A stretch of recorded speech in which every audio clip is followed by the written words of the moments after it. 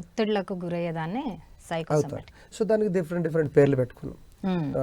వైరాగ్యం పెట్టుకోవచ్చు, పగ పెట్టుకోవచ్చు, కోపం అనొచ్చు, అహంకారం అనొచ్చు, ప్రేమ, ఇష్టం, అనురాగం, ఆప్యాయత అవి కూడా చెప్పుకోవచ్చు. ఒక పిల్లడి మీద తల్లికి ఉండేవేంటి, ఒక రకమైన అనురాగం. వాత్సల్యం ఉంటుందా? తండ్రికి ఉండేది ఏంటి, ఒక రకమైన బాధ్యత. సో ఇవన్నీ అంటే మనసులోనే ఉంటాయి. ఇవన్నీ సైకో స్టేట్స్ అనమాట. అంటే అది ఎలా వ్యక్తపరుస్తున్నాడు అనేటప్పుడు చేంజెస్ అనమాట. కోపం వచ్చినప్పుడు గట్టిగా అయిపోతాం, సో ద్వేషం వచ్చినప్పుడు కళ్ళు చిట్లించుకుంటాం, ప్రేమ కలుగుతున్నప్పుడు ఆ ఫీలింగ్స్ వస్తాయి కదా. అంటే మనకి చెప్పుకోవాలంటే నవరసాలు అంటాం. సో అవన్నీ ప్రతి మనిషిలో ఉంటాయి న్యాచురల్గా.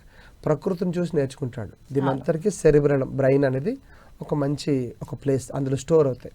మనకి మొబైల్లో ఎలాగైతే స్టోర్ ఉంటుందో అట్లాగే మన బ్రెయిన్లో స్టోర్ అవుతాయి. సమయానికి మళ్ళీ బయటకు వచ్చేదాన్ని సొమాటిక్ అంటారు. సో సమయానికి బయట కోపం వచ్చింది ఎలా చూపిస్తాం, కళ్ళు ముక్కు గట్టిగా బిగబెట్టి చేతులంటే అంటాం కదా, అట్లా ఫిజికల్ గా బాగా స్ట్రెస్ కి గురవుతుంటాము.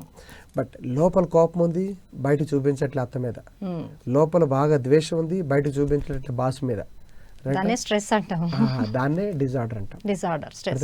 ఏమవుతుంది, గుండె దడ పెరుగుతుంది, కాళ్ళు చేతులు వంకర పోతుంటాయి, పారాలసిస్ వస్తుంటది, ఒకసారి బ్రెయిన్ స్ట్రోక్స్ వచ్చేస్తుంటాయి, కాళ్ళు చేతులు పడిపోతుంటాయి కదా కొందరికి, కాన్స్టిపేషన్ అయిపోతుంది, హైపర్ టెన్షన్ అవుతుంది. సింపుల్ గా అంటే ఒళ్ళంతా చెమటలు పట్టేస్తూ ఉంటాయి, దేన్ని కాన్సన్ట్రేట్ చేయలేడు, నిద్రలో ప్రాబ్లం, ఇన్సోమియా ప్రాబ్లమ్స్ వస్తుంటుంది, అండ్ తినే ఆహార పదార్థంలో వంట పట్టదు, అమినో యాసిడ్స్ తగ్గిపోతాయి.